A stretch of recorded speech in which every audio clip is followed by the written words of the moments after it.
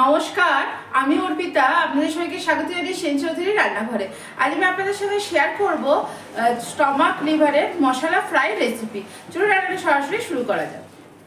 দেখুন, স্টমাক আর লিভারের ফ্রাই বানাতে আমি লিভারগুলোকে এরকম বড় বড়ই রেখেছি। এটা কিন্তু চিকেনের লিভার, বড় বড়ই রেখেছি।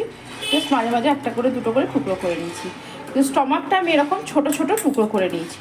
দেখুন, একদম ছোট ছোট টুকরো। আর এটা সেদ্ধ হতে বেশি সময় লাগে না, এটাতে একটু সেদ্ধ হতে সময় লাগবে, সেটা এরকম ছোটো ছোটো টুকরো করে নিয়েছি।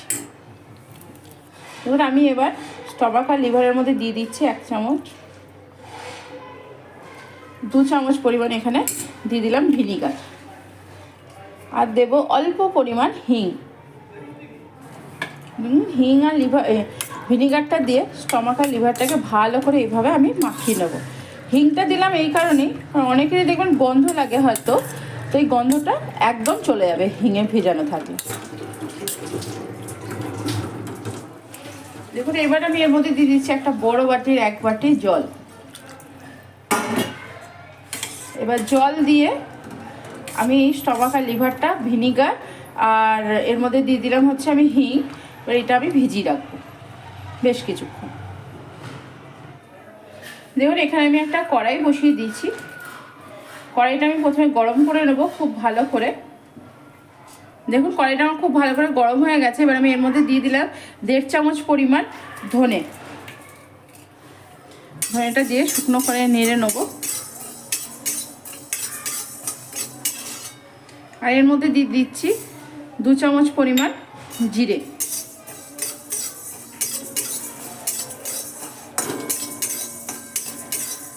ধনে আর জিরেটাকে আমি শুকনো করে ভালো করে প্রথমে নেড়ে নেব। দেখুন, ধনে আর জিরে দিয়ে খুব সুন্দর গন্ধ আসছে ভাজার।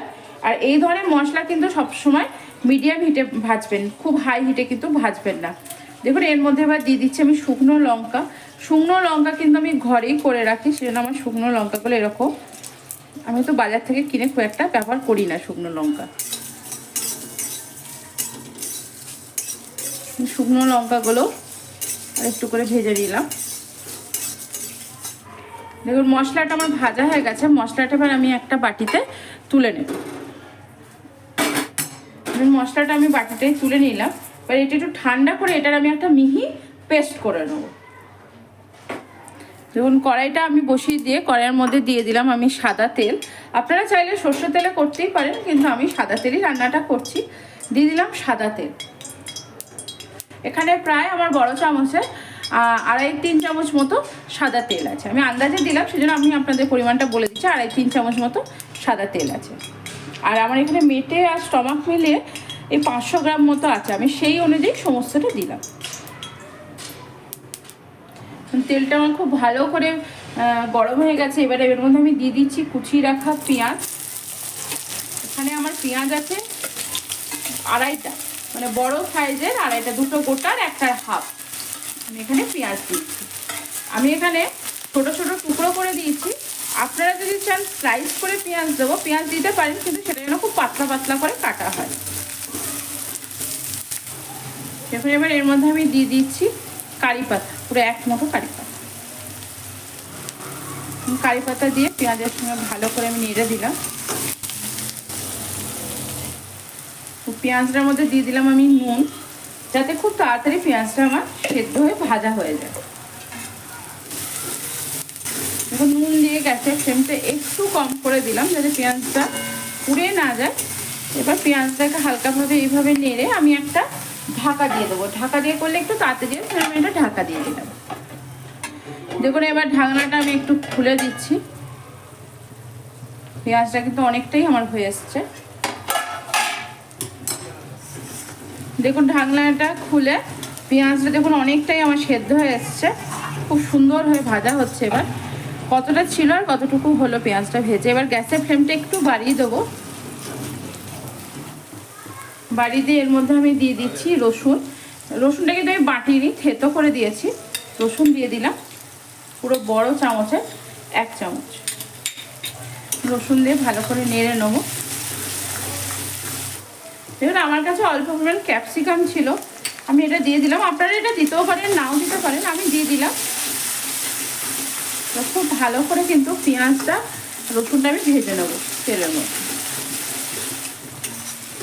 পেঁয়াজটা আমার খুব ভালো করে কিন্তু ভাজা হয়ে গেছে, খুব সুন্দর করে ভাজা হয়ে গেছে। এবার আমি এর মধ্যে দিয়ে দিচ্ছি জিরে, ধনে আর শুকনো লঙ্কা, যেটা শুকনো করে আমি ভেজে রেখেছিলাম সেটা পেস্ট, সেই বাটাটা আমি দিয়ে দিলাম। ভালো করে এবার কষাবো। অল্প একটু জল দিয়ে দিচ্ছি আমি, শিল ধোয়া জল, যাতে মশলাটা না ছিটকায়। দেখুন জিরে, ধনে আর শুকনো লঙ্কা বাটা মশলাটা আমার খুব ভালো করে কষানো হয়ে গেছে, একটু আছেন তেল ছেড়ে এসেছে। এবার আমি এর মধ্যে দিয়ে দেবো একে একে সমস্ত গুঁড়ো মশলা।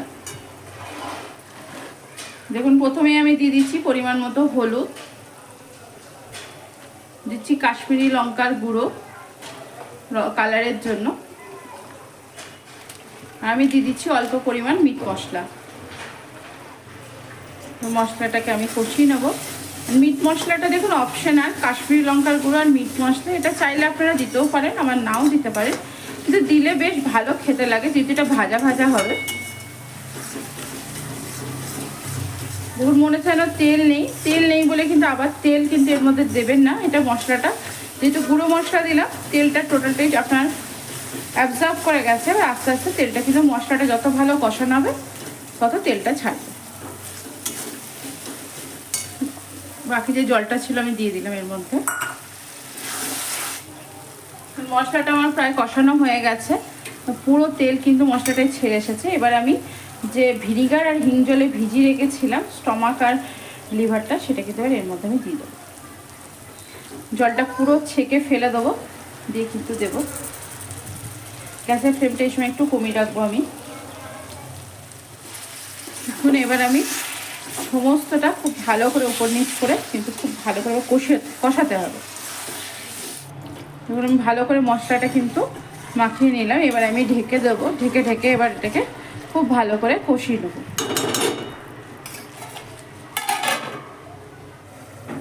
দেখুন আমি প্রায় 10 মিনিট পর ঢাকাটা খুললাম, একদম কমানো ঢিমে আছে কিন্তু করছি। দেখুন তলায় আমার লেগেও জানি আর কতটা পরিমাণ তেল ছেড়েছে।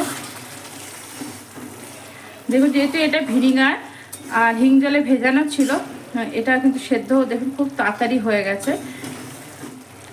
এবার আমি এর মধ্যে দিয়ে দিচ্ছি চিপারে গ্রেট করে রাখা আদা।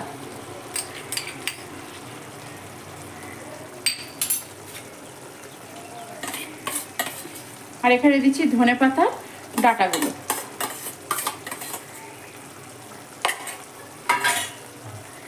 ধনেপাতার ডাঁটা আর আদাটা দিয়ে এবার ভালো করে আবারও নেড়ে নেবো আমি।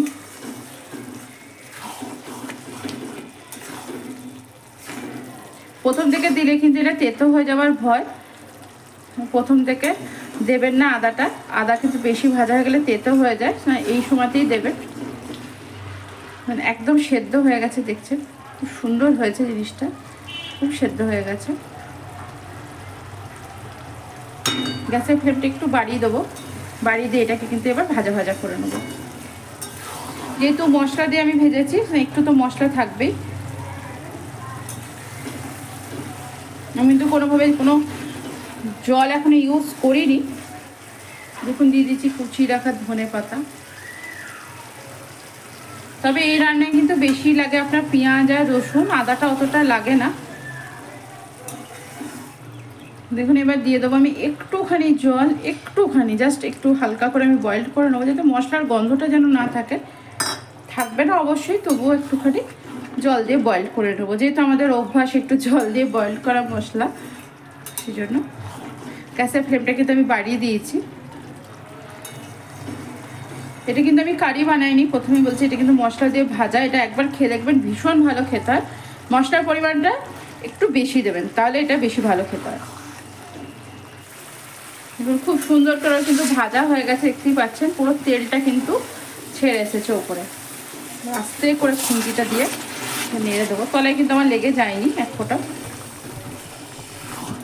দেখুন এবার নামাবার আগে আমি এর মধ্যে দিয়ে দিচ্ছি বেশ কিছু কাঁচা পাকা লঙ্কা, দিয়ে দিচ্ছি আর একটুখানি ধনেপাতা। দেখুন আমার রেডি হয়ে গেল স্টমাক লিভার ফ্রাই, একদম ভীষণ সুন্দর হয়েছে এটা। আর এটা কিন্তু রুটি দিয়েই খেতে ভালো লাগে, অন্য কিছু দিয়ে ভালো লাগে না। অবশ্যই আমি ট্রাই করিনি, আপনারা যদি অন্য কিছু দিয়ে ট্রাই করেন অবশ্যই কিন্তু আমাকে কমেন্ট সেকশনে লিখে জানাবেন। দেখুন প্রায় আমার রেডি হয়ে গেছে। আমি ধনেপাতা কাঁচা লঙ্কা সমস্তটা দিয়ে দিয়েছি। এবার এটাকে আমি প্রায় 5 মিনিট মতো একদম লো ফ্লেমে একটু আমি রেখে দেবো। দেখুন আমি একদম লো ফ্লেমে বা ঢিমে আছে আমি প্রায় 7-8 মিনিট মতো রেখে দিয়েছি। রেখে দেওয়ার পর আমি আপনাদেরকে দেখাচ্ছি যে ফুটছিল যেরকম, দেখুন সেগুলো এখন ছোট ছোট হয়ে গেছে, একদম পুরো তেলটা কিন্তু উপরে উঠে চলে আসছে। পুরো ফোটা কিন্তু দেখুন সাইডে বন্ধ হয়ে গেছে, তেলটা ছেড়ে এসছে। এবার আমি গ্যাসের ফ্লেমটা অফ করে দেবো। অফ করে দিয়ে আমি একটুক্ষণ এই গরম কড়াইয়ে রেখে দেবো, তারপরে আমি একটা জায়গায় ঢেলে নেবো। দেখুন পুরো ফোটাটা বন্ধ হলে এবার কিন্তু আমি একটা বাটিতে তুলে নিচ্ছি। দেখুন আমার রেডি হয়ে গেল স্টমাক লিভার মশলা ফ্রাই। কতটা সুন্দর হয়েছে, এখন পুরো তেলটা কিন্তু ছেড়ে এসেছে, দেখতে পাচ্ছেন সমস্ত কিন্তু খুব সুন্দরভাবে আমার সেদ্ধ হয়েছে। আশা করি আমার এই রান্নাটা আপনাদের ভালো লেগেছে। যদি আমার রান্নাটা ভালো লেগে থাকে অবশ্যই এটা লাইক দিয়ে দেবেন, একটু শেয়ার করে দেবেন একে অপরের সাথে। আর অবশ্যই আমার পাশে থাকবেন চ্যানেলটিকে সাবস্ক্রাইব করে। আজ এখানেই, ভালো থাকবেন, সুস্থ থাকবেন, আনন্দে থাকবেন, অনেক অনেক সুখে থাকবেন।